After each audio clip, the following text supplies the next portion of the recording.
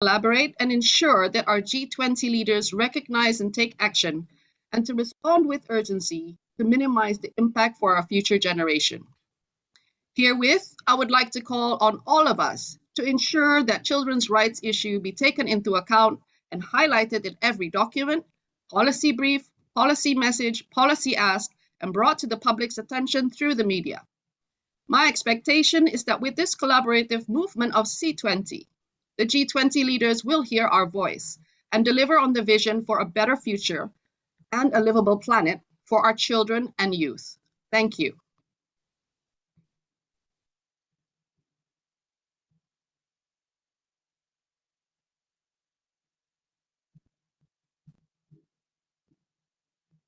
Thank you for the warm welcome, Ibu Selina. Indeed, that COVID-19 has had a deep impact on children and youth, families, communities, and societies around the world, given with the school closure, stretched health system, as well as lost livelihood. But just like the pandemic, the future of our children is also now at risk due to other global threats like climate change, biodiversity loss, loss of livelihoods, poverty, income and educational inequalities, and war and conflict, as we're seeing this happening too recently in Ukraine, Afghanistan, Myanmar, and whatnot.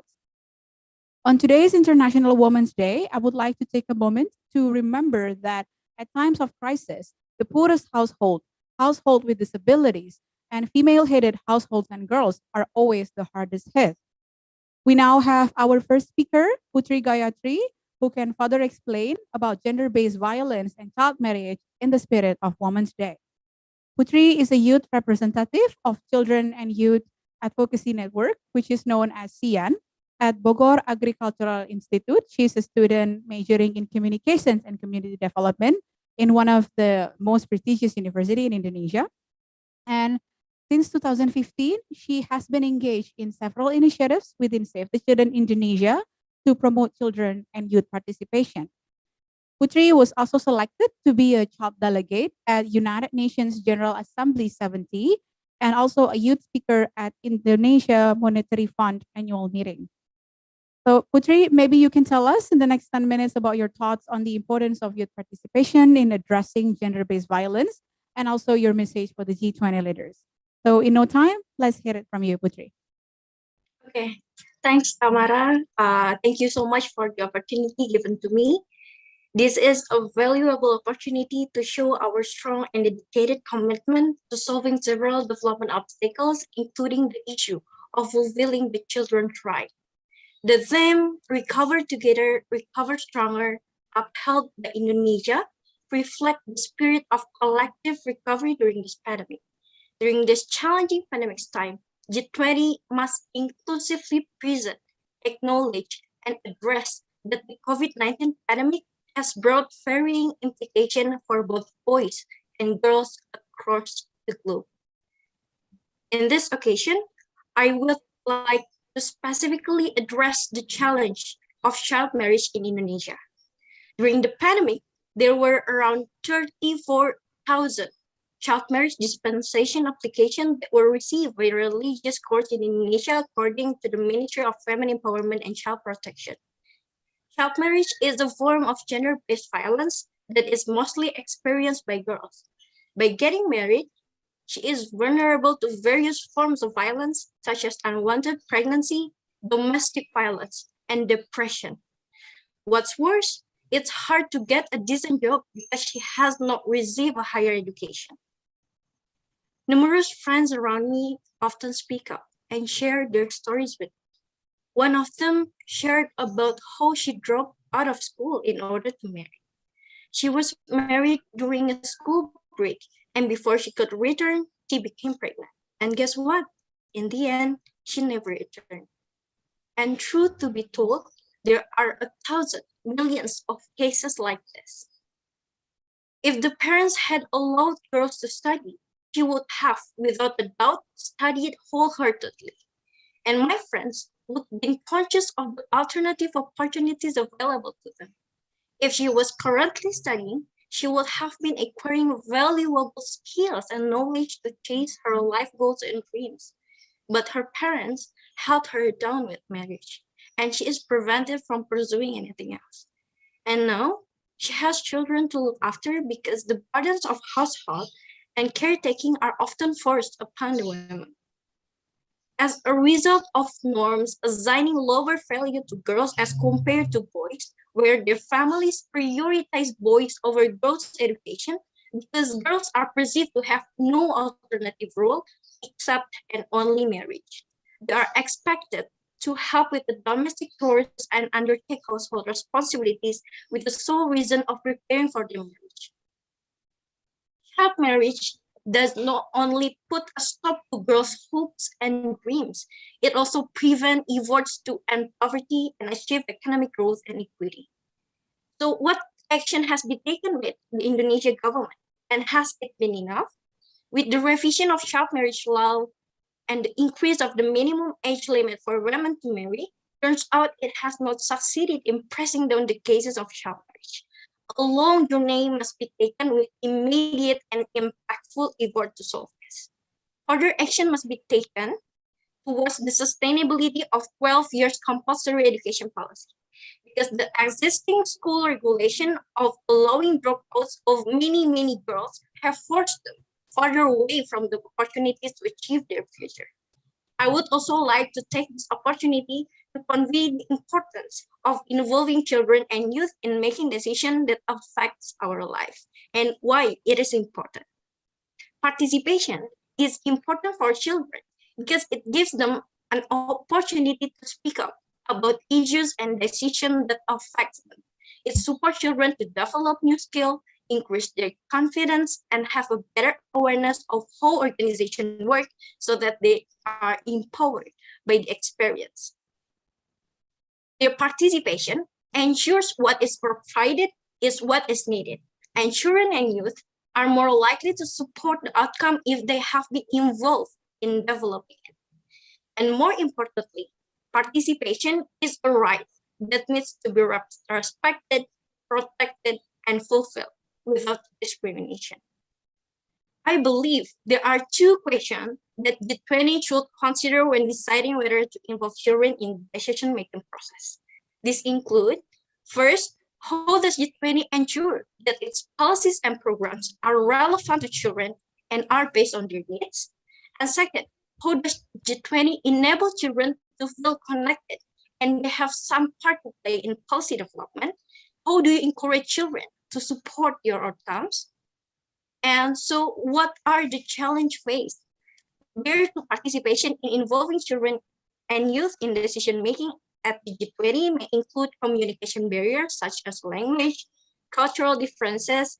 So we must address any special needs that children may have and ensure that the process is accessible to children with diverse backgrounds and abilities. Marginalized youth can become a very isolated. So with the utmost care, please help to ensure that everyone is involved, embraced, and supported. Child participation is more than just asking them for their ideas and views. It's about listening to them, taking them seriously, and turning their ideas and suggestions into reality. Children's interests are often ignored in public policy, which is dominated by powerful interest groups. Is there any real analysis of public expenditure to assess whether the proportion spent on children and their well-being reflects either the level of needs or the representation within the community? We have views and ideas as a result of our unique experience. However, there is a value to recognize the legitimacy of our contribution to the decision-making. Much of government policy impacts directly on their indirectly on children's life. Yet the policy is most likely taken and conducted without considering what is really needed by children and young people. Meanwhile, failure to listen can lead to the wrong decision.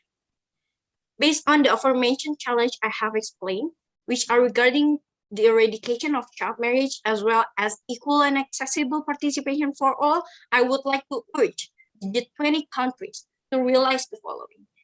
First, participation needs to be accessible and inclusive as possible to allow all children and young people to take part. Barriers to participation needs to be removed. Second, We are interested in being involved. Therefore, embrace and listen to us. We are ready to work hand in hand to achieve an inclusive and stronger community. The third, ensure that no one is left behind. It is crucial to acknowledge that children and youth are a very heterogeneous group, and some forms of inequity and privilege are systemic. And last, keeping girls in school, because it is the one of the best way to end child marriage. By keeping girls in school, my friends and many other girls out there would be ensured safety, security, health, and education to make their own life choices and informed decisions.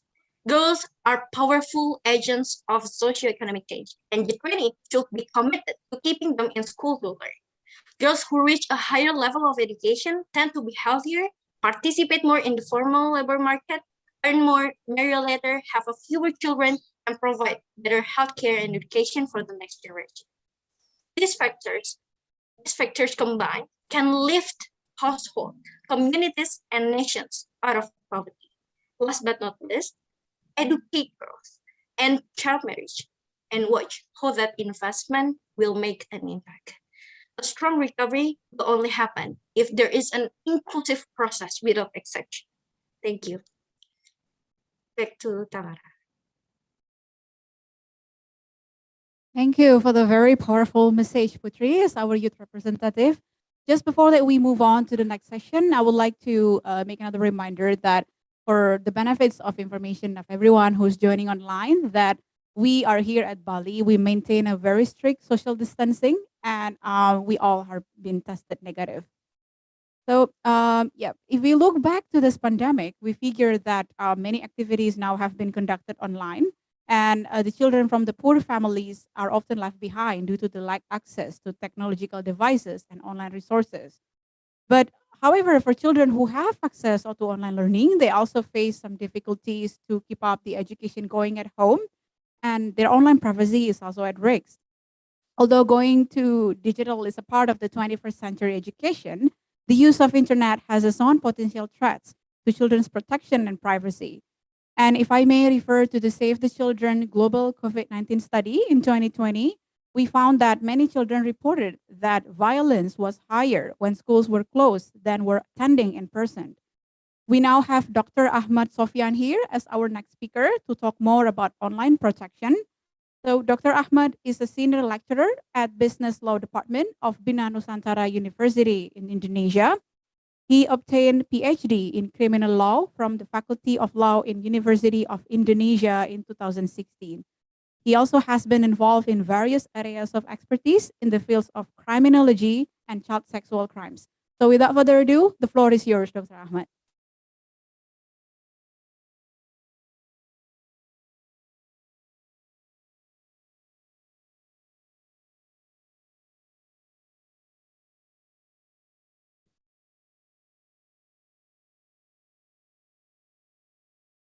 Do we have Dr. Ahmad here joining with us?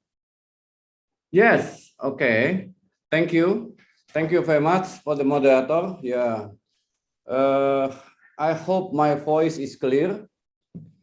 And for my topic is child protection online. My name is Ahmad Sofian, work for ECPAT Indonesia as a national coordinator. For my presentation, I have some key points. Yeah. The first overview on the global situation, and the second about the Indonesia situation. And then I also talk about the problem, yeah, of the online for the children, and then the pathway to online of the children to sexual exploitation online, and then the threat for the children, yeah, the cyber threat for the children, and then the short recommendation for my presentation for the last slide, not last slide, but last speaking.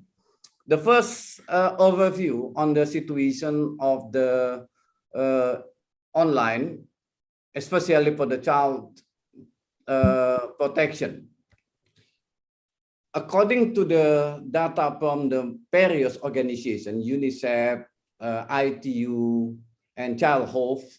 1 in the 3 internet user is a child, and more than 100,000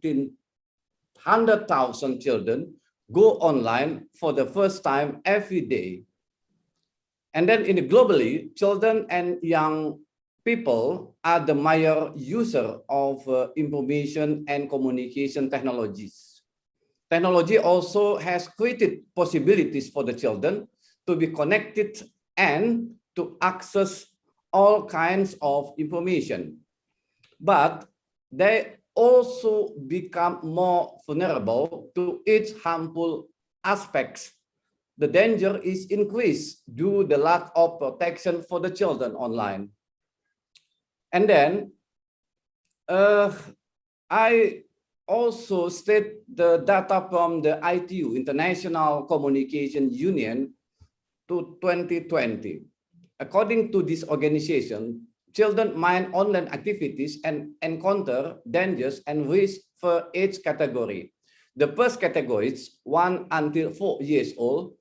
The popular online activities, music, listening, and videos watching, random access to websites.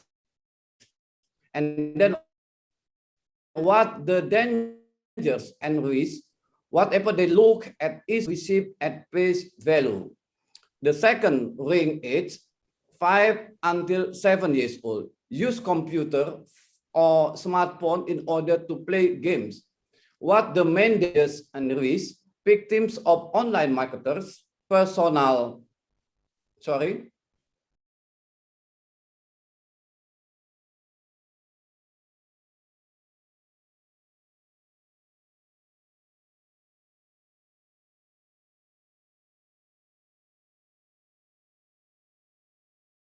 think we're having some technical chatting. Oh, Is clear my voice? yes, Dr. Ahmad. I think you're frozen a little bit. So if you can please repeat the last point. Okay, for the ring 8 until 10 years old, what the popular online activities for the children? Online gaming, surfing, chatting. And then what main dangers and risks? They can contact older, unknown especially, children and or adults. And the fourth, 11 until 13 years old, web search, online games, chatting, use of email, use of OSN, online social network. And then what main dangers and risks? Victim of sexual predator, illegal content, cyber bullying. And the last, the category age 15 until 17, extensive use OSN. OSN is online social network, any internet activities. And then what main dangers and risks for the children? Recipients and senders of sexual content, and also cyber grooming. And the global situation from the organization like UNICEF say, according to the UNICEF report 2019, as many as 5 million child profiles in the digital world have been stolen. And according to the Interpol investigation, database contain 2.7 million images of the child victim. And the same data from the Interpol, more than 10,000 child sexual abuse victims identified. And the production and distribution criminal child pornography has an estimated value between 3 million until 20 billion. NCMEC reported that during the first 6 months, 2020, report of the child sexual abuse material surged 90% to more than 12 million. According to the global situation, including Indonesia, what the problem? The first, the growing complexity to ICT. The second, increased criminalization of the internet. The third, lack of understanding on the harm posed to children by new technologies. The fourth, lack of expertise and capacity to investigate these crimes. Fifth, lack of national law that protect children online. And now present in everywhere the condition of unprotected children. Now, according to my expertise on the online child sexual exploitation, 2020 until 2021, child sexual abuse and exploitation material during COVID-19 are increased. Online grooming also for the sexual purposes, sexting, sexual extortion, live online child sex abuse or live streaming, harassment and intimidation. This is the type of the abuse during COVID-19 2020 until 2021.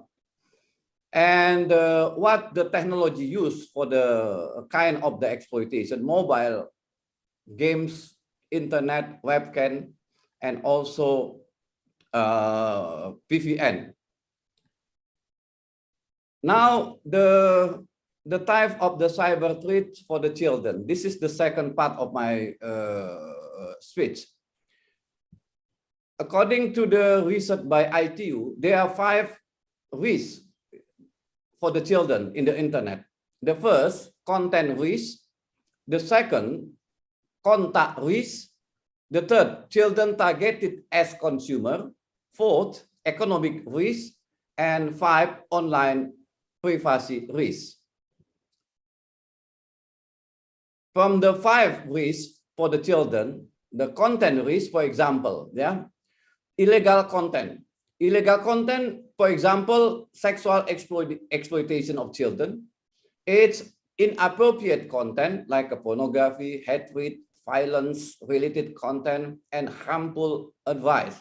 Children are exposed to dangers. Child consume alcohol, drugs, to commit suicide, different psychological and nutritional disorder.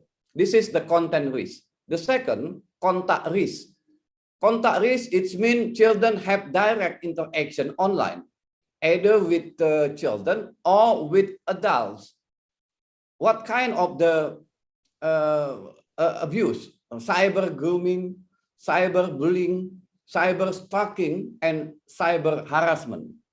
The third, children targeted as consumer, mostly for the products and services designed only for adults, but they promote to the children in the social media. And what kind of the product promote to the children in social media and the web and the platform? Alcohol, tobacco, drug, prescription medicines, doping substance, gambling, pornography content, and also dating services. The fourth, economic risk. Economic risk for the children, it's been spent exorbitantly if they have access to payment methods, either through a mobile phone or other online services, registering and transferring money in gambling and online games. This is the economic risk during children online with the internet. And the last, online privacy risk. This is the last risk from the child protection online. Online privacy risk, it means children give out personal information easier than adults in order to receive and watch offering quiz, discount or free services. So this is the situation of the risk when the children online in the internet or with other devices like a mobile, gadget, and smartphone. And what factor cyber in the world? This is why the children victimized in the platform. The first, of course, the internet access activities and skills. The second, risk online activities. So when they're online, of course, they also face a lot of risks. There are 5 risks. Children experience of online sexual exploitation and abuse. Also disclose and reporting of online sexual exploitation abuse. This is lack of.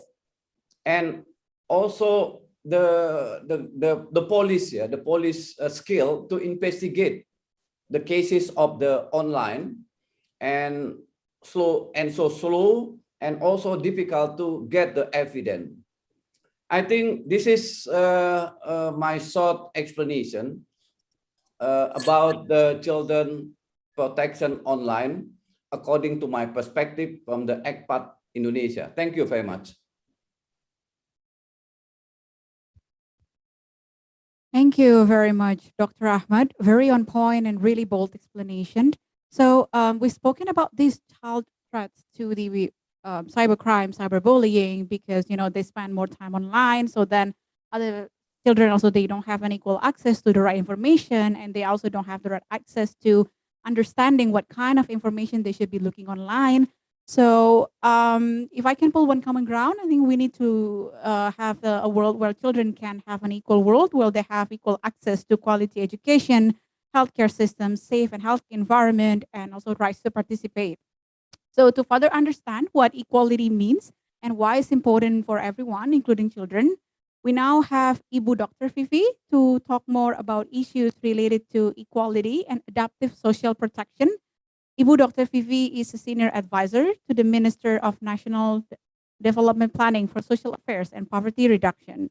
Her responsibility mainly is to do analysis and provide advice on policies and strategies about social development and accelerating poverty reduction, coordinate social pillars of the Sustainable Development Goals. She started her career in 1992 and has been mainly involved in issues such as regional autonomy, local economic development, poverty, and social protection. So, Ibu Dr. Fifi, please take the mic. Thank you very much, Tamara. Ladies and gentlemen, colleagues, distinguished panelists, very good morning. Thank you very much for being part of the event.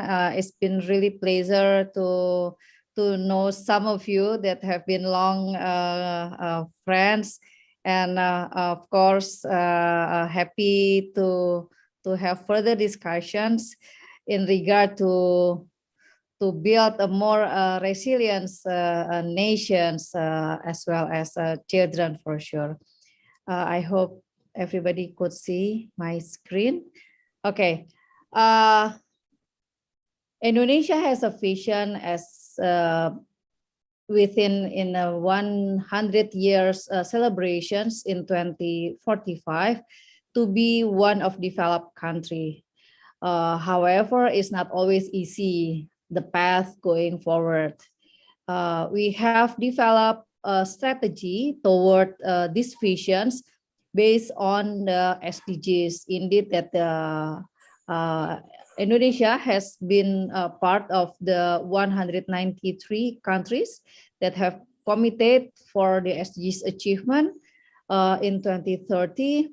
And being as a fourth the most populous country in the world, we need to very take care of the people. If you see on the right-hand side, this is the release from the new census, the population census, that showed around 70% of the populations of Indonesia is actually in a productive age, and mostly a big portion is in the Gen Z and also the post-Gen Z, meaning most of them are children. What happened after the COVID? We could see here that Indonesia's annual growth rate have been impacted deeply.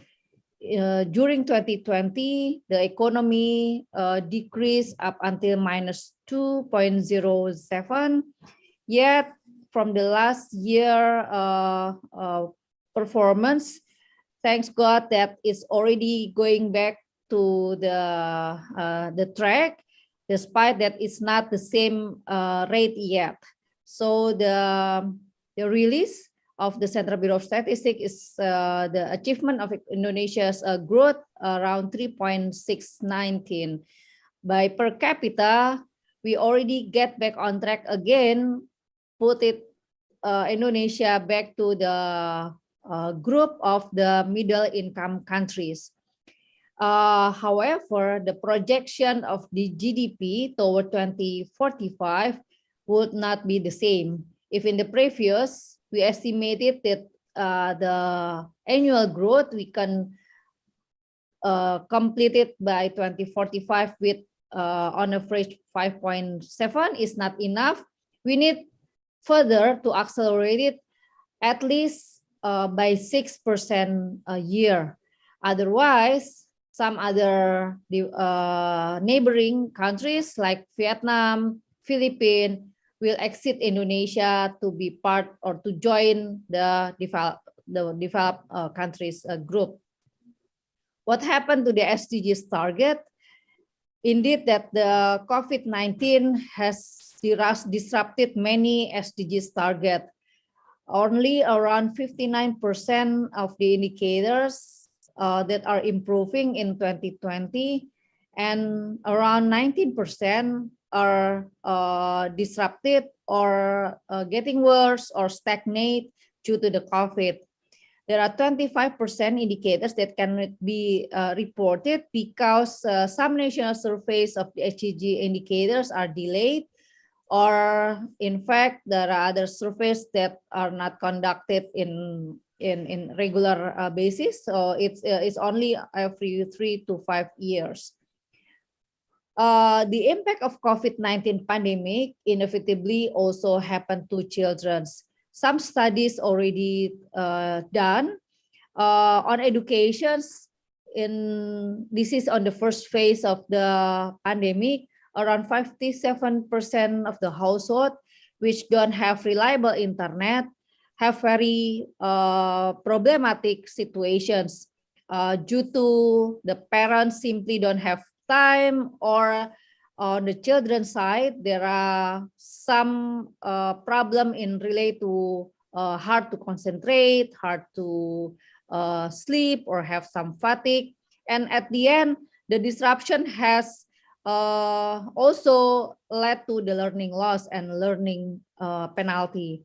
There are some estimation on PISA in which we have the PISA score, particularly on math and reading, has been decreased or reduced.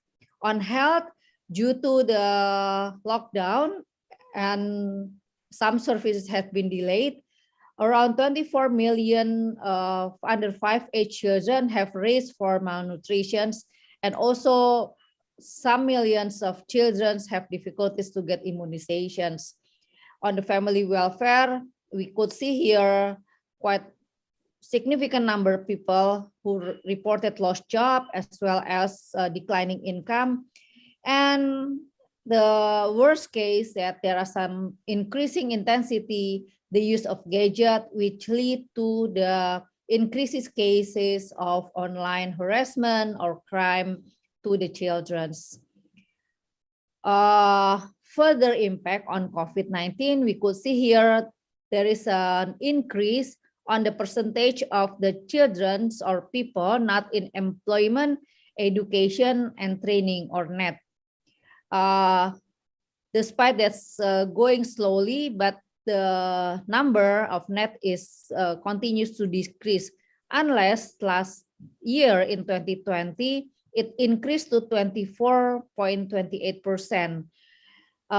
If we have this net higher twice more than unemployment rate, this indicates that the youth participation in economic is not optimal.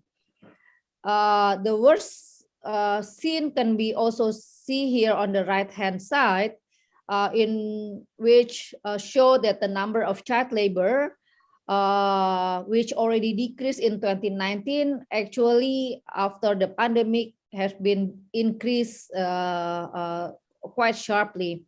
The increase particularly happened on the girl child labor, and the increased trend of this child labor indicated an increase in dropout of school as well, because they have to work to help the family. In response, the government prepared and also modified some programs including providing an increased size of benefit and modifying type of delivery for conditional cash transfer and several other social assistance. In fact, there are more new social assistance provided by the local government, which some of them give more benefit for family with children.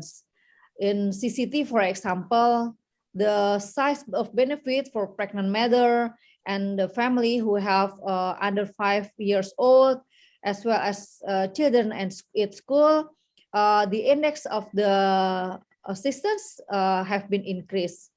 On the food program, we modify the delivery payment through the card, in which make it easier channeling, and also the use of the food program, which earlier only used for the food, certain food, now would expand also for the use on to buy soap and hand sanitizer, as well as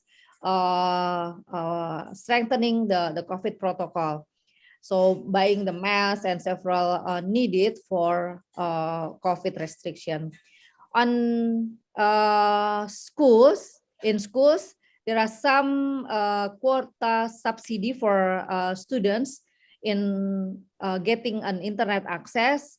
There are around almost 40 million students have a beneficiary to be become a beneficiary of this subsidy. And also for college student, there are 8.24 million college students got the subsidy for accessing the internet. Further, on the child protections instruments during the pandemic, the government strengthened for assessment on child vulnerability, and also strengthening the child services, particularly to build resilience and disaster response. Improvement regularly on the database involving the local government, and then providing a family counseling and services, as well as strengthening community active role in order to give protection, particularly to the children who lost their parents, or the family having an isolation due to the COVID pandemic, and also provide regularly informations on the changing situations, as well as new programs from the government. The president also give a directions to put forward an effort for the extreme poverty alleviations, inspired by the China, who already zeroing the extreme poverty. Now the government put a focus more on the area with high numbers or high rate of the extreme poverty. Starting last year, there is a priority for 35 districts. Now it's expanded to 212 districts, and later on up until 2024 to all districts. The strategy include of all the instrument of social protections by putting all into more integrated mechanism and delivery, and then providing community empowerment with the facilitators and the socio-economy registries, which already applying in staging, working together with local government, particularly to have or to map a social and economic status for more than 60% of the populations. We also start to digitize the process, including the digital payment, the digital skill trainings, and also on the mechanism on updating the data. Indeed, that we have to aware that the global vulnerability has been increasing.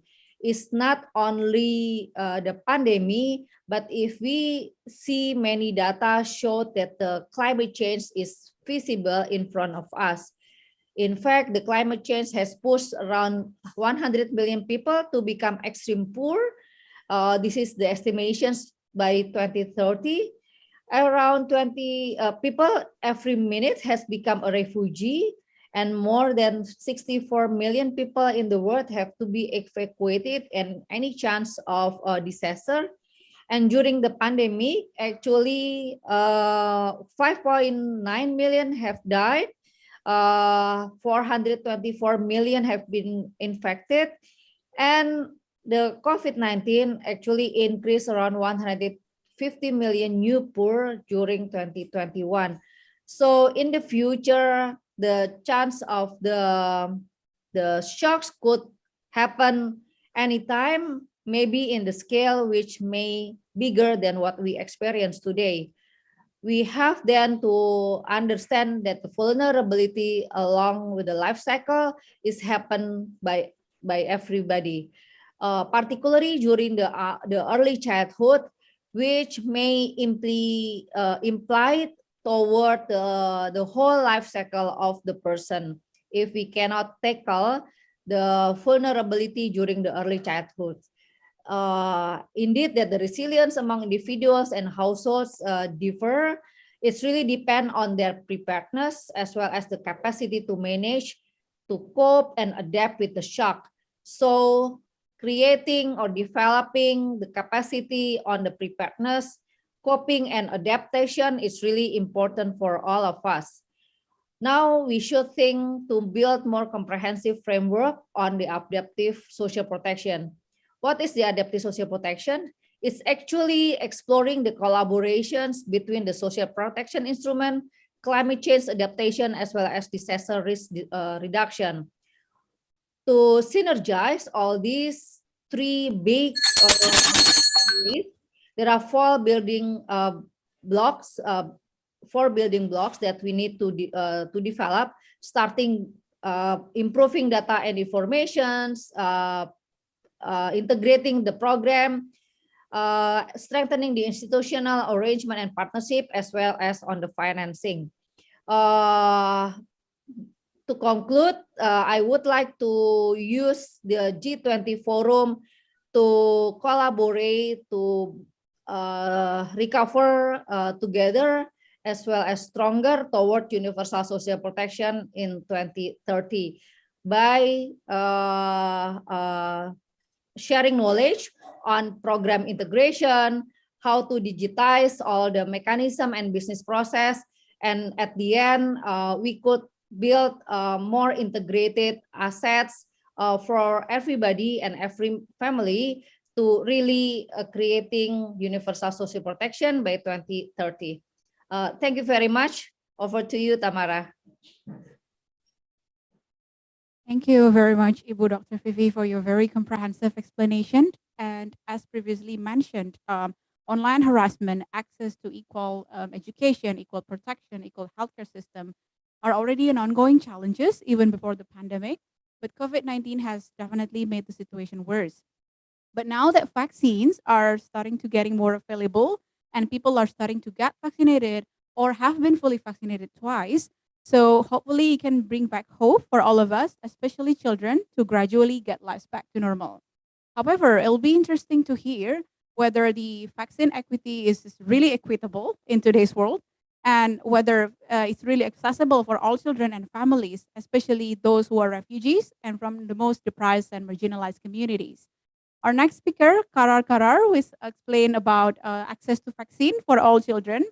Karar is a senior health advisor for Save the Children International. He leads on Save the Children pharmaceutical policy and is a clinical pharmacist by training with an interest in global pharmaceutical markets and barriers to access medicines. Over to you, Karar. Great stuff. Well, firstly, it's a pleasure to be with you all. And yeah, very kind of interesting to hear the kind of previous speakers and their take on how things have developed. And I guess, yeah, I've been asked to come and speak about the kind of COVID-19 vaccine picture. And I guess just in the kind of 10 minutes quickly, I aim to cover the kind of global picture, what we're seeing in terms of global vaccine access, the subsequent impact on access of health in terms of routine essential services for children, and then subsequently go on to talk about what the ask of the G20 would be. So I guess just firstly, very kind of macro level, to date, we know obviously that nearly 60 million deaths globally have occurred due to the pandemic. This has resulted naturally in a loss of livelihoods, loss of freedoms due to the restrictions that have been imposed to try and control the pandemic. In terms of the economic toll, the IMF early on suggested that the toll to the loss to the global economy could be anywhere in the near or the dollar value of $28 trillion in terms of loss to the global economy over the next 5 years. However, all things considered, the science has actually provided us with a solution. So I don't know if you guys remember early on in the pandemic, there was talk of, for example, the success rate in vaccine development, that only 1 in 10 vaccines will succeed, and that actually the likelihood of us getting a safe and effective vaccine was very, very small. However, fast forward fairly kind of quickly into the kind of pandemic, we had a whole suite of vaccines that were safe and effective that had been approved by stringent regulatory authorities as outlined by WHO. So to date, we have over 9 vaccines that have been authorized by 1 or more stringent regulatory authority. So this is a miracle within its own right. So the R&D, or the research and development, has been a success by all hallmarks. However, the distribution is where we've kind of stumbled. To date, there's been about 10.7 billion doses administered globally of a COVID-19 vaccine. However, only about 13% of populations in low-middle-income countries have been given 1 dose. So 13% of people in low-income countries have received at least 1 dose. When you consider the amount of doses that have been developed and deployed, that's nothing short of embarrassment globally. So as you can imagine, high-income countries, so that's the G7 and the G20, have bought the bulk of the global vaccine supply. So high-income countries, which account globally for about 17 or 16% of the global population, have bought up 40% of the global supply. That picture was a lot worse a couple of months back. But since then, as you can imagine, as the vaccination drive has increased in high-income countries, we're starting to see low-income countries that were traditionally in the back of the queue start to get some of the doses that they purchased early on. So as kind of is no surprise, the inequity that we've seen with this pandemic has been the stark kind of hallmark and the defining feature of the global response. High-income countries have administered 10 times as many doses as low-income countries. So 10 times as many doses. And when you kind of take a step back and think about that figure, it kind of invokes a sense of anger, makes you question the rhetoric that we hear around global solidarity, and that the pandemic will not be over until it's over everywhere. So you start to kind of question actually these global solidarity pledges that were made, how sincere they were when you start to see the divergence in global vaccine access. And that led the UN Secretary General, Antonio Guterres, to describe the vaccine inequity as the biggest moral failure of our time. And people are paying the price. And in this particular forum, the people, I guess, that are probably bearing the brunt of this pandemic are children, in that, the inequitable distribution and supply of vaccines has led to a scenario of 1 pandemic, 2 realities. A reality for those that have, and completely a reality for those that have not. So, and as I said, the children are essentially bearing the brunt in terms of the toll with this pandemic, in that it's affected the children's rights to survive, thrive, learn, and be protected. And we already heard some of the more kind of powerful interventions from the colleagues on this panel in terms of what the implications have been. But essentially, from a kind of poverty perspective, joint analysis by Save the Children and UNICEF estimate that 100 more children could be plunged into poverty. With regards to health, colleagues has already kind of mentioned the statistics that we found out with the WHO and UNICEF data, with 23 million kids having missed out on immunization. This has been termed the lost decade of immunization, in that the last 10 years could potentially all go down the drain, as we're seeing immunization levels back to 2009 levels. So that's quite a stark kind of statistic when you kind of take a step back and think about how much investment and how much effort has been done to try and get immunization coverage to a certain level. With regards to education, at its peak, with regards to the pandemic, more than 1.6 billion students were out of school. And when it comes to nutrition, 50 million children suffer from wasting, which is the most serious form of malnutrition. And that figure could increase by 9 million by 2022. And that's due to the pandemic's impact on the children's diets, nutrition services, etc. So with regards to immunization coverage, obviously the G20 the world's kind of richest countries have secured, as I said, and administered the bulk of the COVID-19 vaccines. And we're seeing very high averages from, for example, the likes of Argentina at nearly 90%, through to kind of the South Africa's ranging around 34% coverage. Indonesia, for example, we know sits at around 69% coverage in terms of people partly vaccinated. However, this picture would not have been so had we been having this discussion, for example, under the Italian presidency of the G20. So even now we're seeing, for example, the discrepancy between G7 and non-G7 G20 countries. We're starting to see a bit more of a kind of coalescing around those kind of coverage pictures. However, as I said, the underlying kind of theme of this pandemic has been the stark inequity in global vaccine coverage. And as I said, as it relates to children, we've seen the disruptions that has had in terms of routine essential services. As mentioned by colleagues earlier, in 2020, this WHO UNICEF data came out and basically highlighted that 23 million children missed out on essential vaccines. And that's an increase of about 4 million, the highest since 2009, as I mentioned.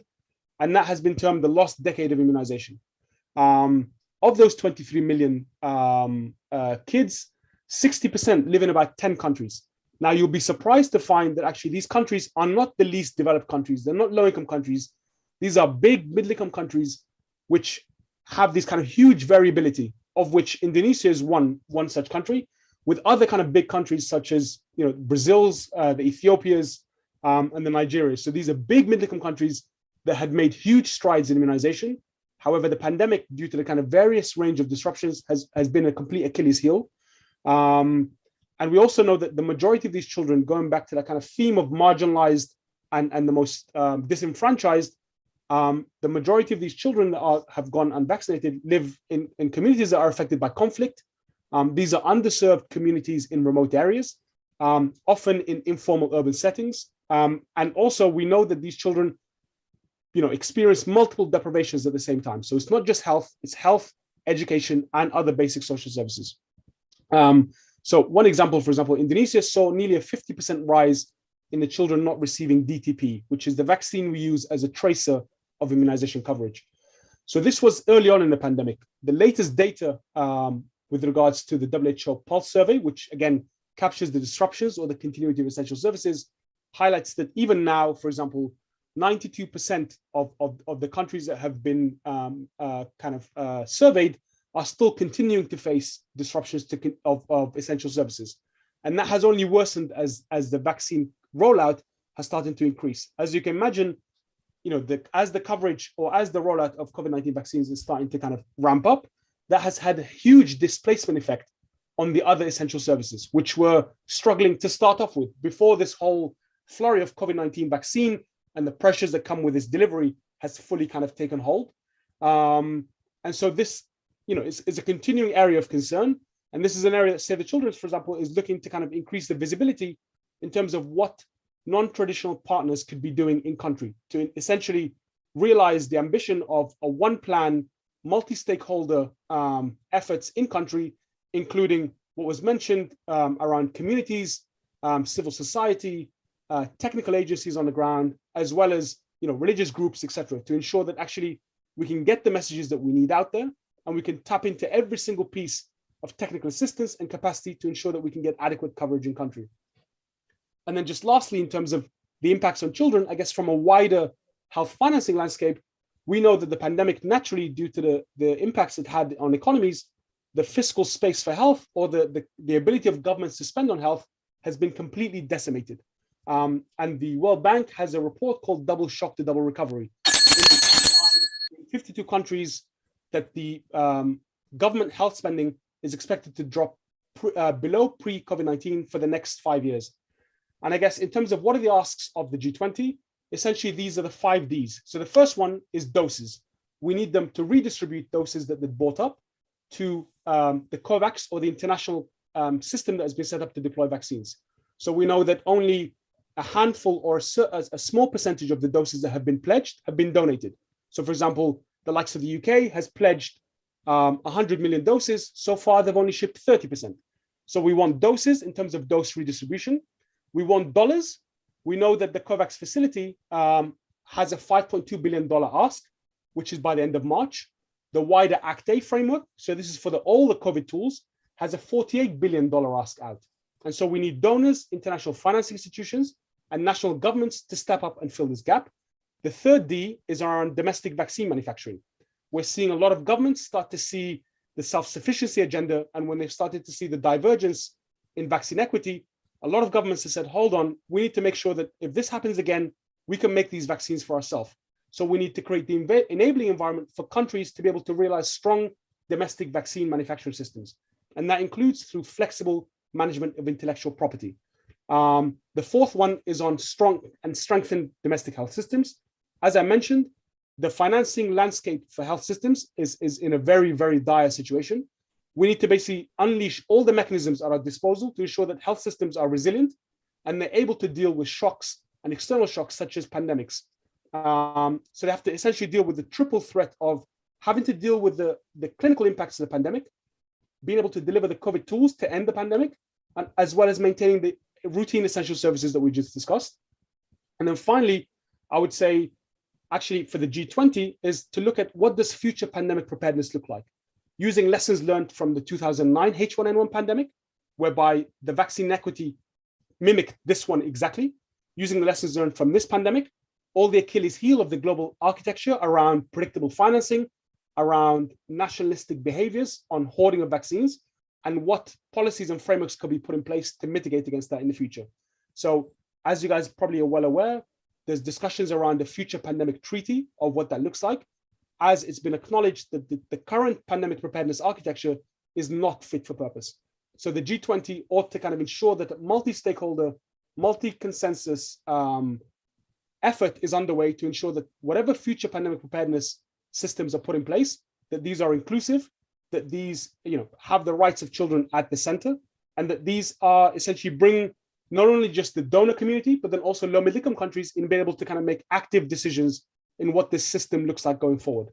So these are the kind of 4 or 5 asks that we will have, I guess, or that we have of the G20 to end the immediate pandemic, but then also to ensure that the appropriate systems are in place to fight future pandemics. So that's all, I guess, from my end with regards to the COVID-19 vaccines piece. Thank you very much for your detailed presentation, Karar. Yet there's no doubt that the COVID-19 pandemic has turned the lives of millions of children upside down. And given the stressed health system, it is critical for the G20 leaders, especially, to ensure equitable access to vaccines and increase child vaccination. So not just COVID-19 vaccine, but the overall of child vaccination. So I'd like to touch base upon another global threat right now, which is as worrying, or should I say even more worrying than the COVID-19 pandemic itself. And this global threat has been happening even before the COVID-19 hit. And that global threat is climate crisis. But unlike the COVID-19 that has vaccines to protect, there's no vaccine to cure climate crisis rather than to form a joint effort to address this challenge together. Our next speaker is Shaheen Chughtai. Shaheen is the Regional Advocacy and Campaigns Director for Save the Children Asia. Shaheen has worked across a wide range of humanitarian and development issues in various policy and campaigning roles in the past 16 years. His previous roles include Head of Campaigns, Policy, and Communications for Oxfam International Syria Crisis Response based in Jordan, and Deputy Head of Humanitarian Policy and Campaigns at Oxfam Head Office in Oxford. Currently based in Singapore, Shaheen provides leadership and guidance to the organization influencing work across the region and leads the team of specialists and more than a dozen country offices to support vulnerable children and families. So for the next 10 minutes, Shaheen will illustrate the overview of climate crisis and its impact on children, and what public as well as G20 leaders can do to ensure child resilience as well as participation in climate-related decision-making. So the floor is yours, Shaheen. Thank you very much, Tamara, for that introduction. And my thanks to the hosts and organizers of this event for giving me the opportunity to speak. And also my thanks to my fellow panelists for their very interesting comments that we've heard so far. Ladies and gentlemen, the climate and environment crisis affects us all, and its effects are growing every month and every year. And we can see more severe storms, floods, droughts, heat waves, wildfires, and other environmental hazards. But the highest price will be paid by today's children and those who are yet to be born, who paradoxically have contributed the least to the problem, but whose lives will be most affected. They will unfortunately inherit a planet that is now polluted and degraded because of a failure by previous generations to protect their rights and their future. This makes the climate crisis an intergenerational crisis. Or to put it another way, people of my generation, especially those living in wealthier socioeconomic groups, in rich and emerging economies, are funding their lifestyles by overexploiting the Earth's resources. In other words, adults have been using not only our planet's resources available today, but those resources that should have been preserved for future generations. And we've been doing this while expecting our children and grandchildren to suffer the consequences while they pay back our debts. So that is clearly a great injustice. And this injustice is compounded because the impacts will be worst for children already disadvantaged by poverty, discrimination, migration, gender inequality, social marginalization, and disability. As Dr. Vivi mentioned earlier, it is estimated that climate change impacts could push an additional 100 million people into poverty by 2030. And the implications for children are deeply worrying. So unless we address these issues, we will not achieve the Sustainable Development Goals, and we will risk losing the progress that's already been made towards realizing children's rights as set out in the UN Convention on the Rights of the Child, the UNCRC. For example, the disasters, the damage, the displacement caused by worsening extreme weather events, such as floods and droughts, as well as sea level rise, threatens the fulfillment of many child rights. Now, these include the best interest of the child, the children's rights to life, survival and development, their rights to food, water and sanitation and an adequate standard of living, the rights to protection from all forms of violence, abuse and exploitation, the right to health, the right to education, and many more. So how can we address this? Well, certainly the response requires a holistic whole of society approach. So not only by governments, but also by the private sector and ordinary people. We need to change our mindsets, we need to change our lifestyles, we need to change the way we do business. But if we focus on the role of governments, then there are a number of concrete steps that they can take, including largely fulfilling pledges and promises that have already been made, but have so far, they have struggled to keep. So rich countries and those most responsible for past and current greenhouse gas emissions must redouble their efforts to reduce those emissions, including investing in a green and just recovery from COVID-19. And that includes a faster transition to renewable energy and a faster move away from the use and production of fossil fuels. So climate financing has to go far beyond the $100 billion commitment that's already been promised by the richest developing countries many years ago, but they have still not delivered. So this should include greater help for countries to adapt to climate change, but to do so in ways that protect children's rights and futures. And after the failure of COP26 to address the injustice of the climate crisis by failing to take enough of the measures and to have a strong enough ambition to change how we live and do business and support vulnerable communities.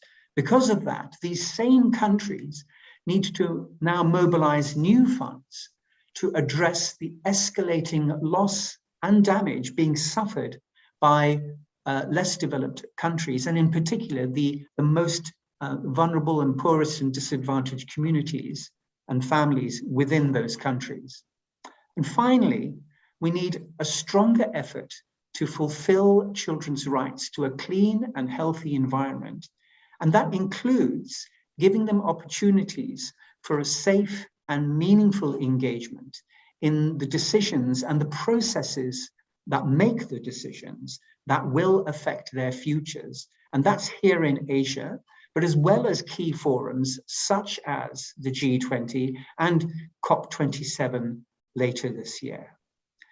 So thanks very much for listening, and back to you, Tamara.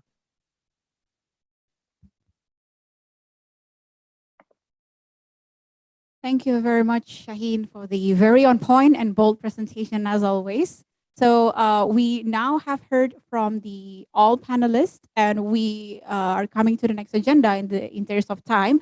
So we'll open this floor to everyone to discuss or give any comments or make any statement, if any. So we will have the C20 working groups joining us to also give any statement and opinions, but just would like to briefly explain about what the C20 working group is. So as you know that the common goal for C20 is to listening to the world, and we making sure that we stand by the civil society organizations as well as public to hear their voices. So we are opening the floor for everyone who would like to make comments or who would like to give any statement.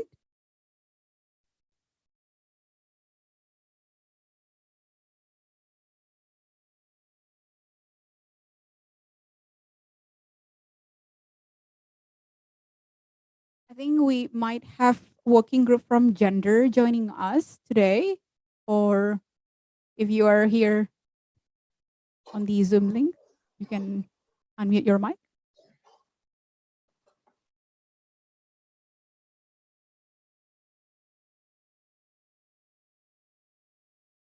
We might need some each working groups to step in a bit later today, but just in the interest of time, I would like to address some questions we have received so far from the both online and also some questions that we received through Zoom call. So we have a question for Ibu Dr. Fifi. Is Ibu Dr. Fifi still here? Oh, yep, I can see Ibu Dr. Fifi is there. So hi, Ibu Dr. Fifi. So there's a question for you. And the question is, given the disparities between the poor families and the rich families that happening in Indonesia, so how do you see it's important, and will it be possible to implement some standardized education system and some standardized economic level for all the families to keep up with the with their poverty? If you could please answer.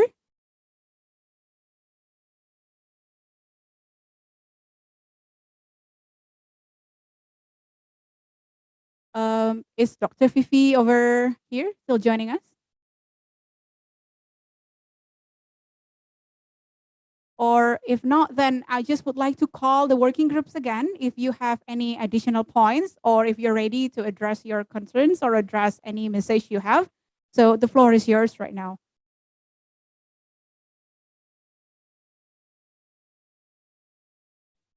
Can we hear from Rachel?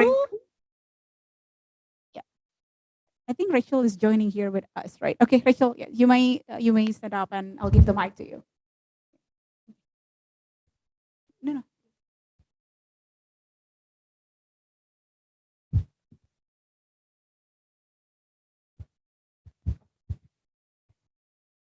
Hi, everyone. I hope you can hear me. My name is Rachel Arini from Wikimedia Foundations. We are the nonprofit that hosts Wikipedia and other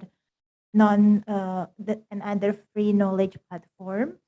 And I'm part of the working group on education's digitalization and civic space. I would like to congratulate all the speakers that have shared added vulnerability of children during this pandemic era.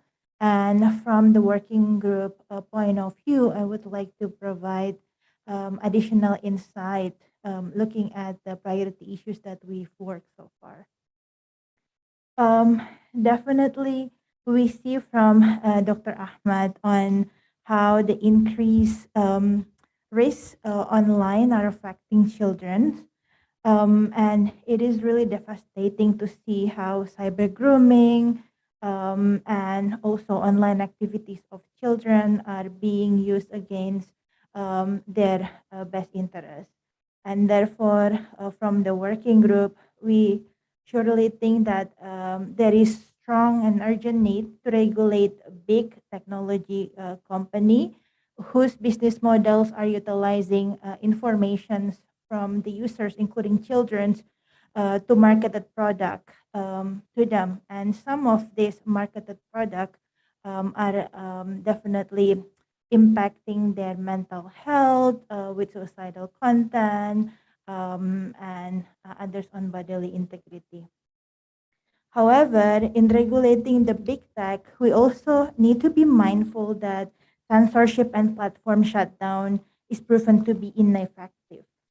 And therefore, progressive policies to support net neutrality need to be passed and implemented by the law so that it won't give the intermediary the liability to censorship and restrict content, as it's favoring automations, which we all know often lead to over censorship and also limit children's freedom to make opinion and participate online.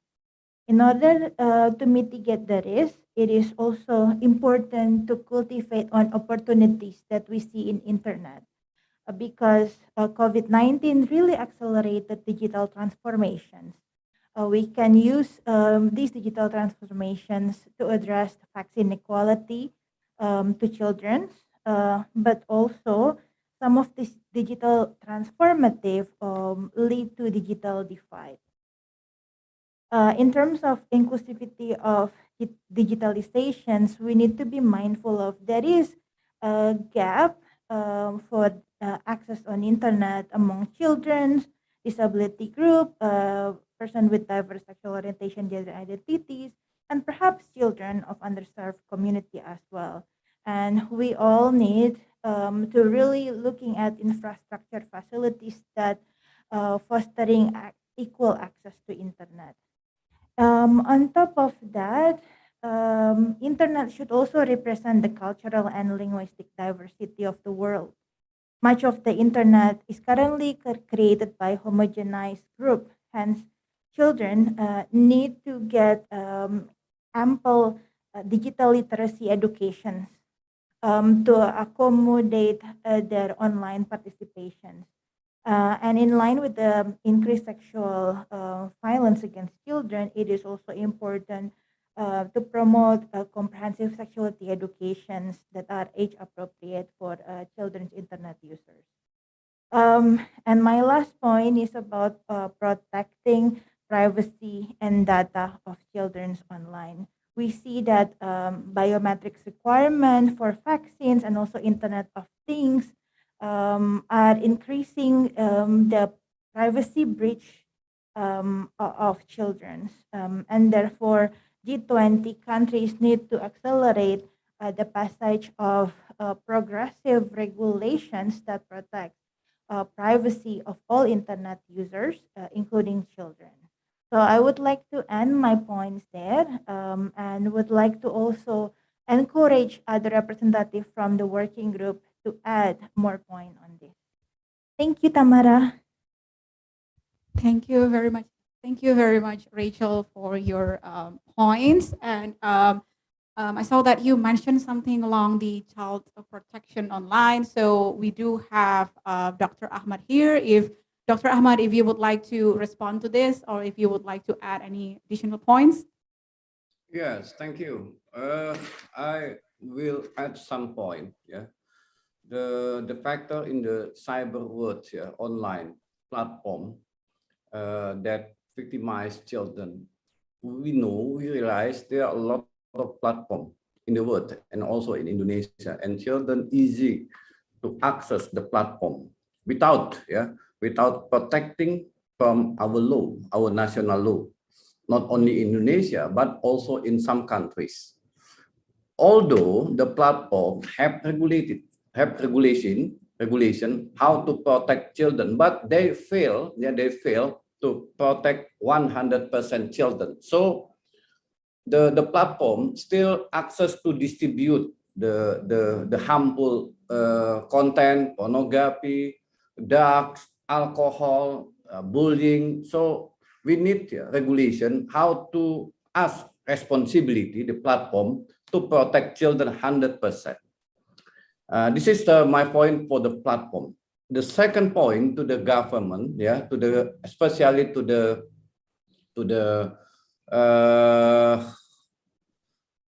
country, yeah, to the country priorities, yeah, especially the world leaders and states can to do prevent children from the negative impacts from the digitalization.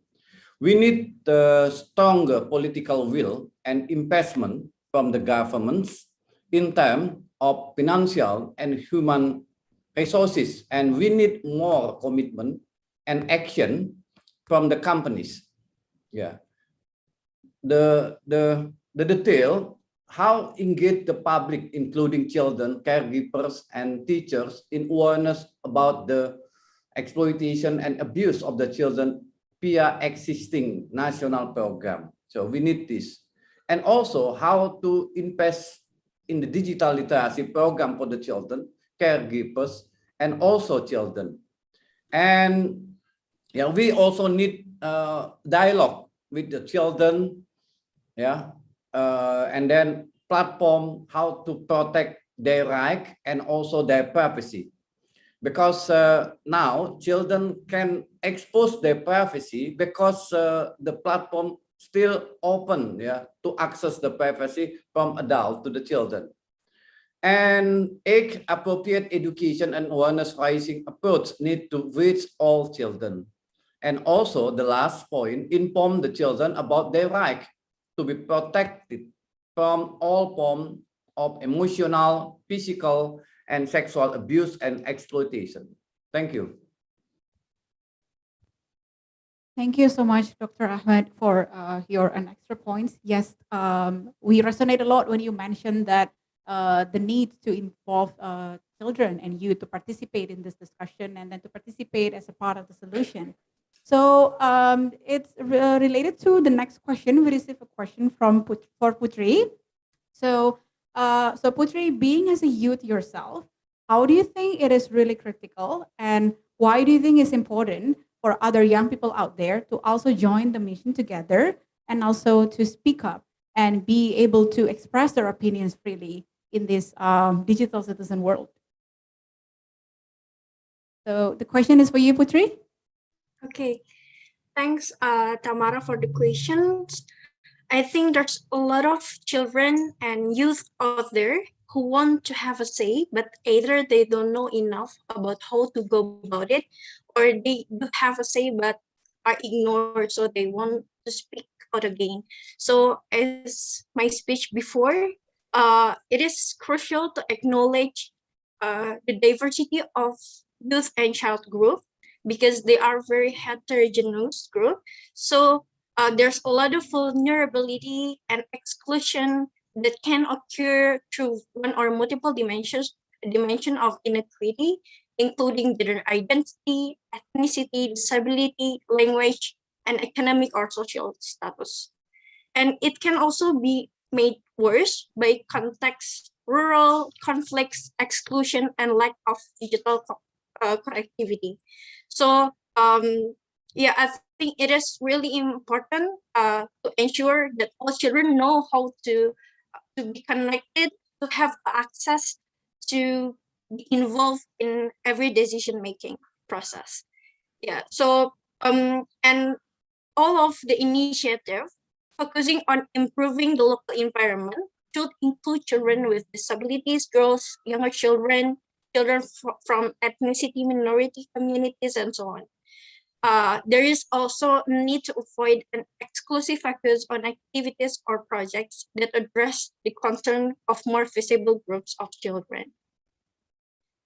So as my call to action before, let's ensure that decision-making process, especially in G20, is accessible, diversity-friendly information for child and youth of different age and abilities, strengthen partnership with the most marginalized children and youth and advocate for equitable facilities, services, communication, and policies to track whether marginalized adolescents are being reached. Maybe that's all from me. Thank you. Back to Tamara. Thanks so much, Putri. Yes, you actually remind all of us that, in order to recover together and recover stronger, it is not only the duty of G20 leaders, but also public in general, including children and youth. They need to be participate as they are the future generations. So I would like to turn back to Ibu Dr. Fifi, but can I do a quick sound check if Ibu Dr. Fifi is back here?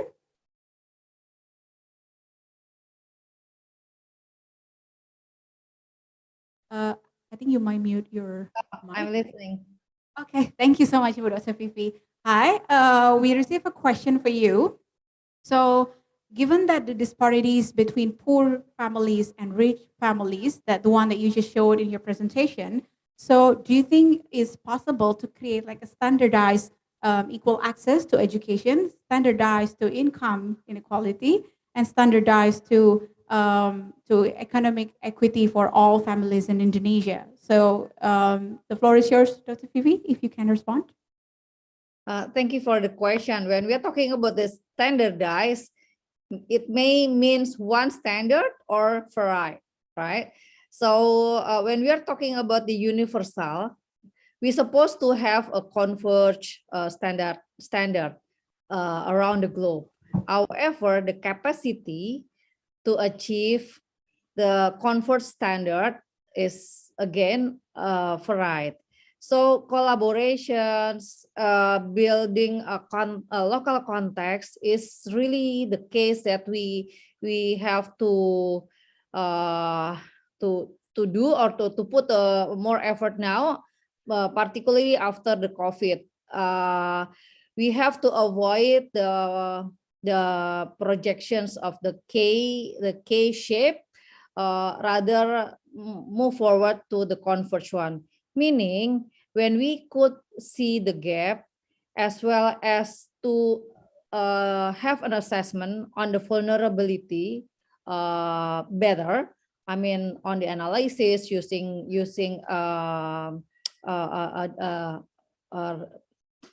updated data, then we could create or adapt a program accordingly.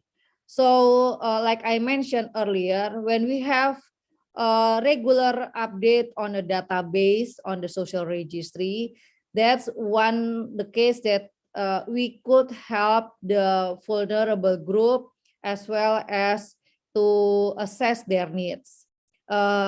Working together, building a collaboration among sectors, that's one way to integrate the instruments of social assistance, insurance, and several other policy instruments in which we need to converge to closing the gap.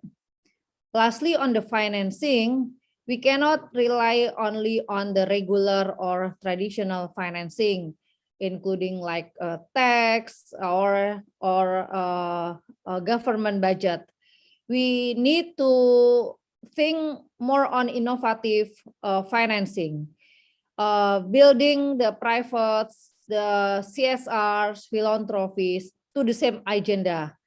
We could have a different agenda, but actually G20, I mean the SDGs provide to all of us the framework of collaboration. So pick the focus between the goals, targets, and use the same indicators from the SDGs is one of solution to collaborate and really move forward to a concrete actions. At the end, we have to measure that all the efforts have an impact for the achievement of the SDGs, as well as an effect for vulnerable groups, that's including the children. So make more studies about the children's vulnerability assessment, would also be the case that could help us to have more precise on the vulnerability of the children, as well as seeking solutions to not only close the gap, but also for collaborate with many other stakeholders.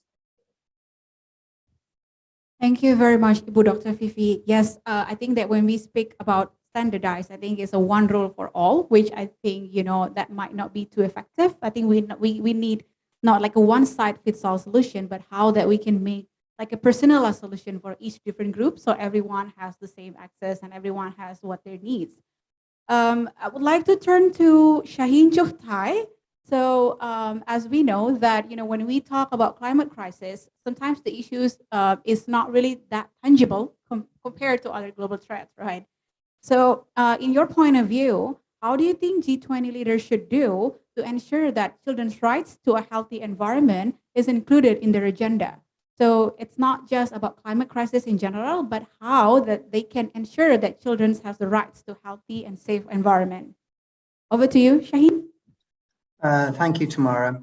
Well, firstly, it's important to realize that climate change is very tangible for millions of people around the world, particularly communities living in climate vulnerable areas and countries. So those families who've suffered the loss of their homes or their livelihoods because of cyclones or typhoons in the past year, or droughts or floods, as well as communities who've either already left low-lying islands in places such as the Pacific, or face the prospect of doing that within their lifetimes. For them, climate change is very real. And it is one of the injustices, perhaps, of the climate crisis that many people who live in wealthier socioeconomic groups, which generally speaking also includes the world's decision makers, are perhaps protected to a great extent because of their wealth from the daily and monthly impacts of the climate crisis. But there are definitely things that they can do, actions that they can take. And I spoke earlier in my presentation about, firstly, that in order to address the climate crisis properly, we do need a holistic approach. And that means that actions need to be taken by ordinary people, members of the public, as well as private sector. But in order to do that, and many private sector actors and many ordinary people want to take actions and are trying already to take actions to change their lifestyles, to change business practices, etc., is that firstly, we need to ensure that the laws and the policies that could support them and could enable them to do that are in place. And that sometimes means taking effective action, putting laws in place to prevent polluting behavior, for example, by certain companies, so that other businesses who are trying to do their best to make their operations greener do not suffer as a result of those efforts. There are clear benefits to be had from accelerating the transition to renewable energy. It would give countries more energy security. And we can see recently, looking at the news these days about the troubles and the conflict in Europe, for example, how the question of energy security and energy supplies is very important. And a problem in one part of the world can have global implications. But by accelerating the transition to cleaner energy, not only can we help to secure and make more reliable our energy supplies, but we can also start to limit the very dangerous rise in carbon dioxide levels, which are at a historic high, well beyond human history. So we're at the highest level in more than 800,000 years. And to take steps such as that, so that we can start to limit, prevent, and ultimately to roll back global heating and the disastrous consequences through the climate crisis. So these are actions that can be taken today, that also, particularly for high emitting countries and for the rich industrialized countries, there needs to be more support for vulnerable communities, both within their own countries where that is necessary, but also around the world, to help communities to adapt and to protect themselves from the impacts that are already starting and which are going to get worse, and for perhaps some generations now cannot be avoided.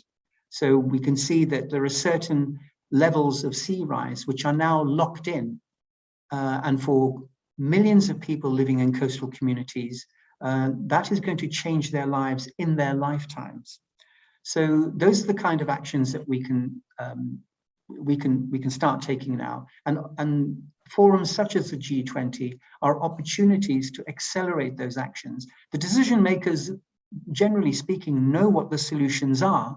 What we need is greater political commitment and the mobilizing of necessary resources to make that happen. Thank you. Thank you very much, Shaheen. And I nodded my head a lot of time when you say that, there's no way to do this better than coming together and then work on this together. And this is not just the responsibilities of G20 leaders, but also everyone, because climate crisis is a child rights crisis and it's a problem of everyone. I would like to turn to Karar. So we receive a question. So you mentioned about the vaccine equity and the need to emphasize that prior to the G20 summit. So just wondering that if leaders failed, in case leaders failed to address vaccine equity, what risks would it be for children and the younger generation?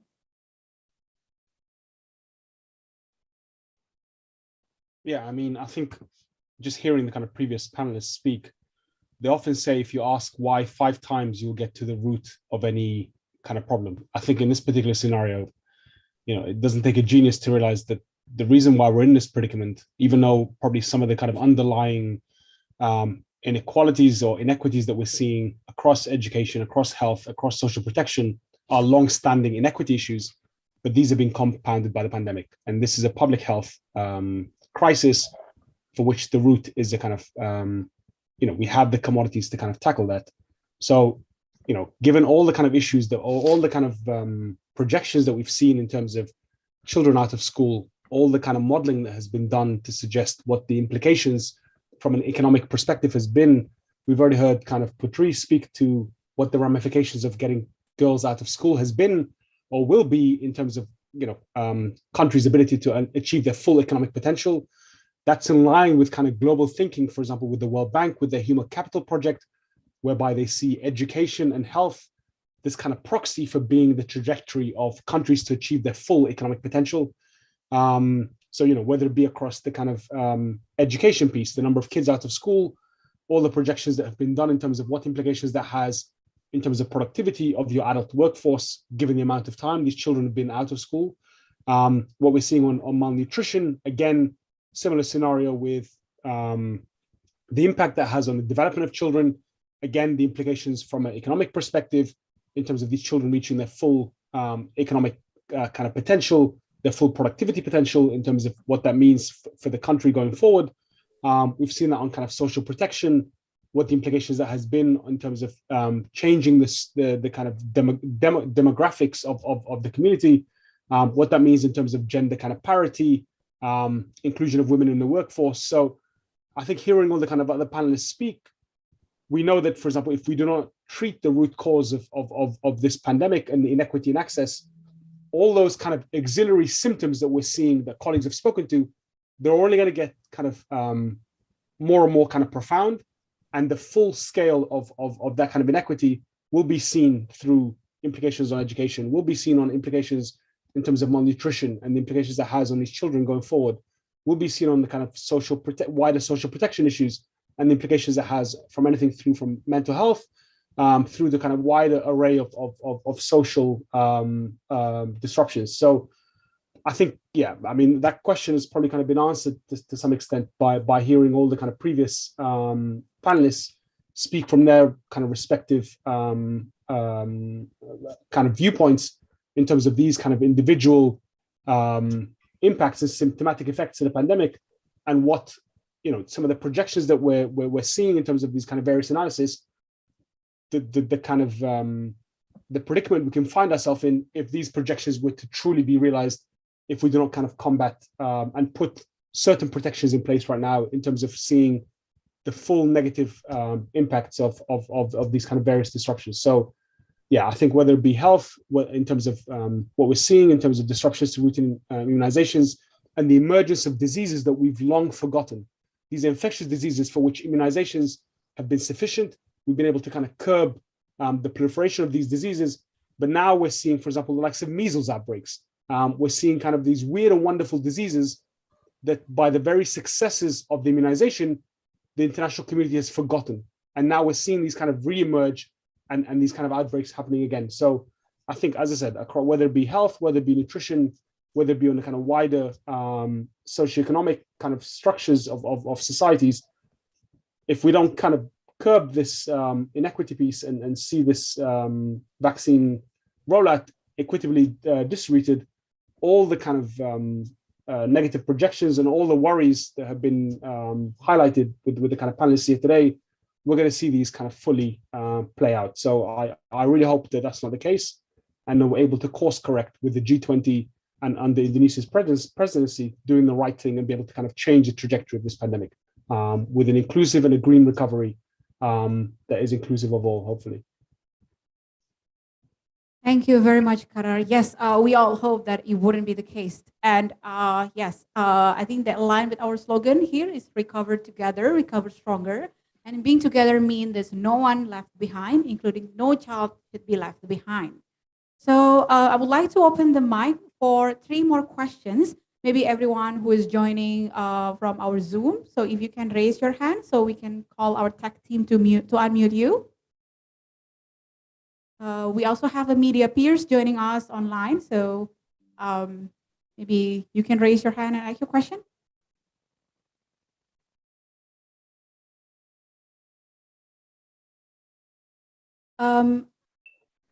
Perhaps can I get the help? Go ahead. Yes. Ya, terima kasih. Assalamualaikum warahmatullahi wabarakatuh. Selamat siang, salam sejahtera buat kita semuanya. Saya Wiwi dari Bandung. Saya langsung saja mengajukan pertanyaan ya, Bapak Ibu. Ini tentang eksploitasi anak yang dilakukan oleh orang tua atau keluarga terdekat. Kalau saya pernah baca, ada beberapa negara yang mereka punya hak terhadap anak kalau misalnya sebuah keluarga itu tidak mampu mendidik anak dengan baik. Akhirnya sebuah negara itu mengambil hak pendidikan terhadap anak tersebut.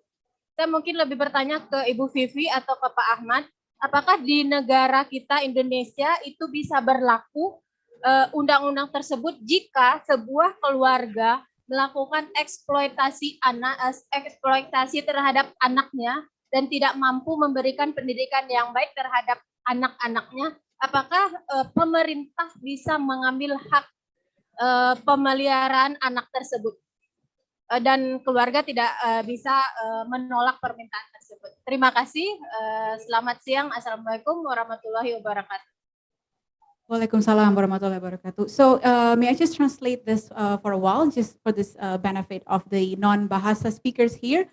So Ibu Wiwi asked a question about child exploitation, and she gave an examples that in other countries around the world that there was some regulation to allow the governments or non-family members to have the rights to educate their children if they feel that the families themselves, especially the parents, are not ready yet to educate their child. So Ibu Wiwi asked this question for Ibu Dr. Vivi or Dr. Ahmad, whether Indonesia can also apply some similar law. So I'm opening the floor for either both of you. Yeah, the main principle, the best place to grow for children is within their family. So there are many programs. I mean, a lot of effort that we strive is to support the family basis on family basis, be it at economy, social, and others. There are some cases that in fact violence and other cases for children happen in the family. In some case, I mean, in many communities, in addition to strengthening the family, we actually developing or put a lot of program and other effort, including facilitations, social workers, to develop a more responsible community when we are talking about the child protections. So P2T P2A was it in English. So a team integrated units at the local level up until the village and down the village, the neighborhood. In many places now there are more and more the integrated team for child protections. So the openness, the effectiveness of the system is really a challenge in the places when we found cases for children violence. I mean, if we could a quite dense network, actually, if there are some cases happen in one family, the neighbors or the communities supposed to know quickly, yeah, but it's not always happen. I mean, it's not always the case. So there must be some what is it, instruments or network that we need to think further. In terms of regulations, yes, the government will have a protection mechanism, but again, in many cases, the failure to respond is because the availability of the protection house or the system is not exist in many places. We are talking about Indonesia. When we are talking about the city, would be fine, but we are talking about 82,000 villages. Some of them are in remote places.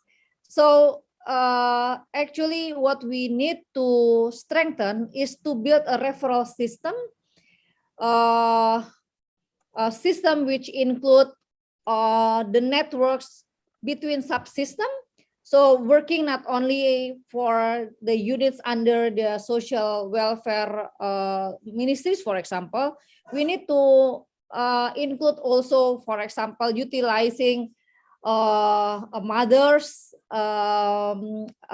nannies, I mean the grandmothers at the communities to create a sense of urgencies and also a quick response to any chance of cases. That's the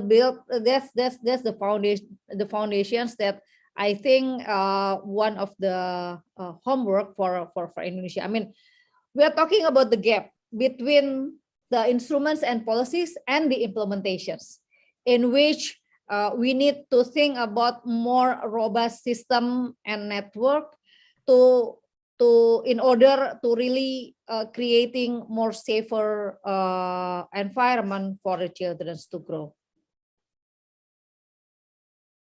Over to you, Tamara. Thank you. Thank you very much, Ibu Dr. Fifi. So we're actually running out of time, but I just would like to ask and double check with Dr. Ahmad if you have any maybe like last minute points to address and to add with the Dr. Fifi's point. Yeah. Do you have Baik. any points? Ya, mungkin ya, ada. Saya ingin menambahkan sedikit saja. Saya menggunakan bahasa Indonesia ya kepada penanya. Jadi gini, dalam 3 undang-undang kita, Undang-Undang Perlindungan Anak, Undang-Undang Nomor 23 Tahun 2002, 35 2014, 2016 itu tidak ada satu pasal pun, kebetulan background saya hukum ya, tidak ada satu pasal pun yang menyatakan bahwa ketika orang tua tidak sanggup atau gagal melaksanakan atau memenuhi hak pendidikan anaknya, maka orang tua negara bisa mengambil alih pengasuhan atau hak pendidikan tersebut ya. Yang ada adalah ada kewajiban negara untuk memberikan dukungan dana ya, membebaskan biaya pendidikan kepada anak-anak yang berasal dari keluarga tidak mampu ya, itulah melalui mekanisme BOS ya. Tetapi itu juga banyak, walaupun sudah ada fasilitas itu, tetapi masih banyak juga anak-anak yang gagal menempuh pendidikan sebagaimana yang diamanatkan dalam Undang-Undang Pendidikan. Nah, sehingga anak-anak itu bahkan yang tidak melanjutkan pendidikan itu pun mengalami eksploitasi ya. Apakah eksploitasi itu dilakukan oleh atau dibiarkan oleh orang tua?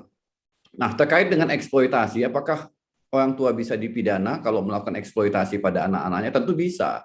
Karena Undang-Undang Pelindungan Anak menyebut barang siapa atau setiap orang. Jadi barang siapa atau setiap orang itu ditujukan kepada siapapun, kepada orang tua, kepada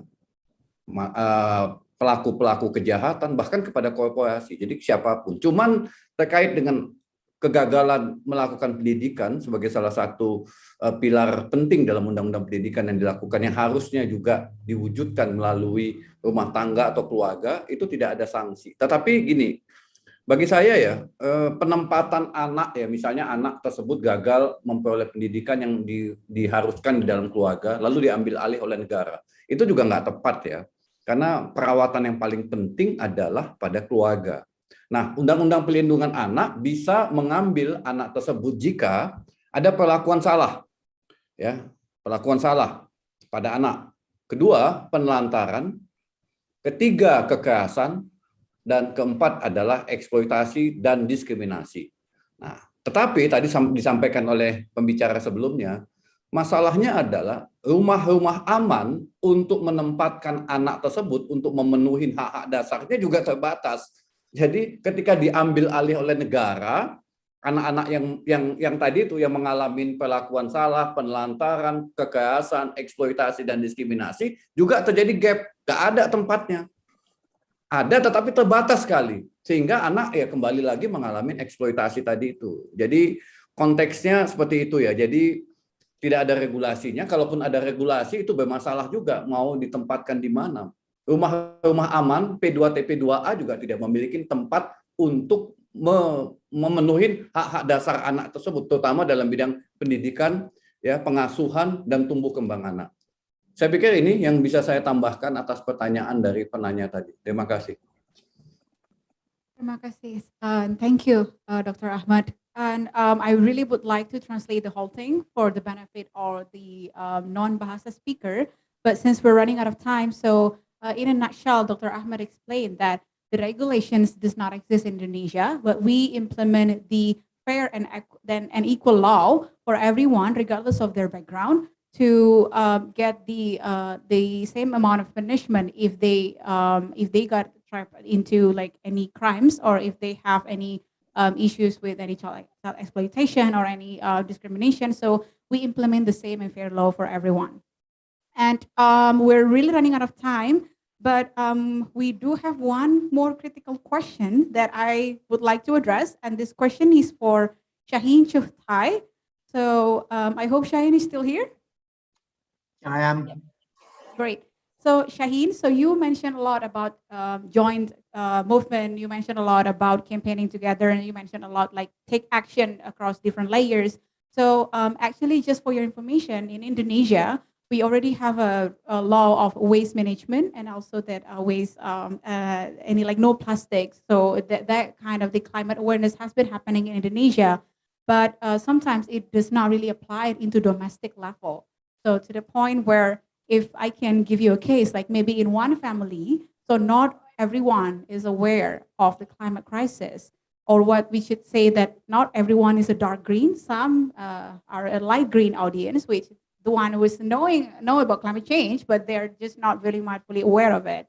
So in your point of view, how can we ensure Or how can we make sure that, especially if the children are the one who are aware of it, so how can that children's voices can be heard by their parents or by the other, domestic audience? So over to you, Shaheen. Thank you. So there are a number of ways of dealing with this. Firstly, we can make education more climate sensitive. And that means many things. It means helping children and young students to understand how their lives are going to be affected by climate change and what are the measures necessary to protect themselves, their families, and their futures.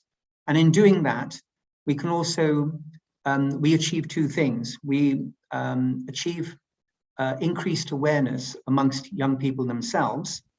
They can then take that awareness and they can share the information and the lessons that they've learned with others, including within their families.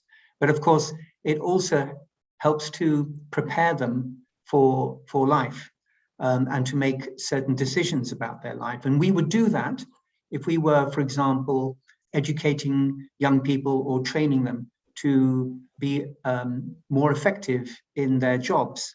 We also need to improve the level of climate awareness in education so that today's children grow up with a greater understanding of what the climate crisis means for their communities and their livelihoods and their futures.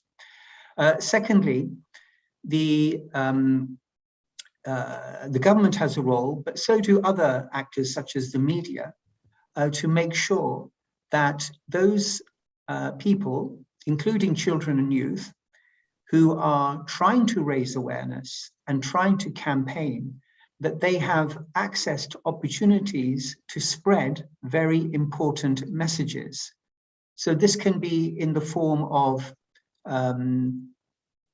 policy-making processes and decisions, including events which have a high profile, such as international conferences, regional conferences, etc., and making sure that children have a visible and meaningful opportunity to express their concerns and to express their demands that can be heard not only by policymakers, but also by the media and the wider public.